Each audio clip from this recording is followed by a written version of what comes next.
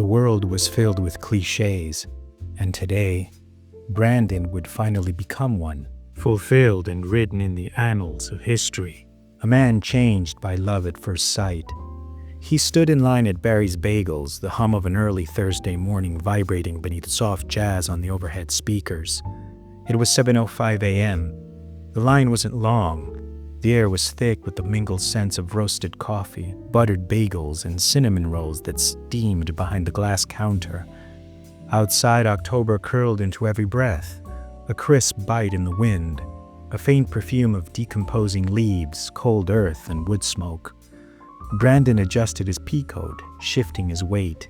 Sleep still clung to the corner of his eyes. He hadn't expected the day to mean anything. Just a bagel, just a coffee, just another hour before work. Then he saw her. She stepped into line behind him without a sound, like the page of a book turning. His skin prickled. He glanced, then looked again. It wasn't just that she was beautiful. It was that her beauty disrupted reality. She was devastating. Her hair fell in thick, raven black waves that made the colors seem mythic, too dark for the waking world. Her eyes were a blue he hadn't known eyes could be, almost violet, rimmed in lashes so long they looked painted on. She wore a green coat, deep emerald that made her pale skin glow.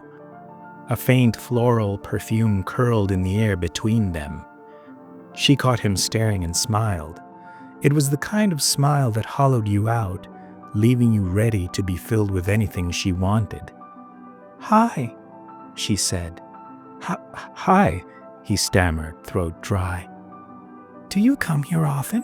she asked, voice low, amused. Brandon laughed, nervous, heart pounding. "Only when I want to ruin my diet." They talked through the short wait. Her name was Lila. She was new in town, had just moved from upstate. Something about the way she spoke was hypnotic, like every word she said was tailored to his thoughts. He offered to buy her coffee. She accepted. He offered her a place to sit. She said she'd love that. And so, like every love story in every movie ever made, they sat in a small booth, and the hours folded inward. Brandon didn't check the time, didn't care. Her eyes were the sun. Her laugh was wind through golden trees. Her presence was gravity. It all felt inevitable. He never noticed when the bakery emptied. The barista left the counter and turned off the lights at the back. Time had slipped, unnoticed, like a fog receding. "You said you lived nearby? May I see it?" "Of course," Brandon said without thinking. They walked the short distance to his apartment, a few blocks past rustling trees and shuttered windows. She stayed close, her steps quiet. He held the door for her, heart pounding in his ears. Inside, he offered wine. She declined. He put on music. She asked him to turn it off. "I like the quiet," she said, standing in his living room, her coat still buttoned up tight. He nodded, suddenly unsure of himself.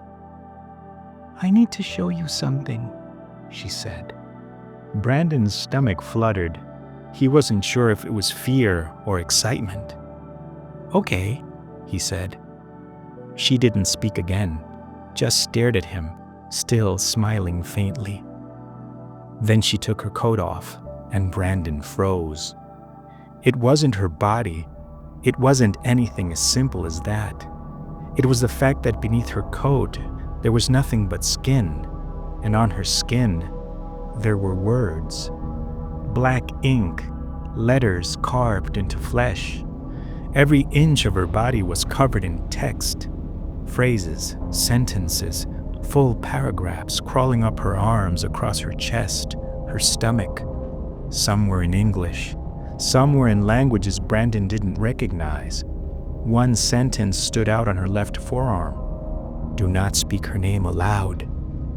He couldn't move. What is this?" he whispered. "I'm a story," she said. "A beautiful, terrible story.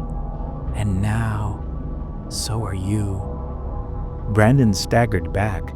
Something in her eyes had changed, no longer soft, no longer human. They were filled with ink, swirling.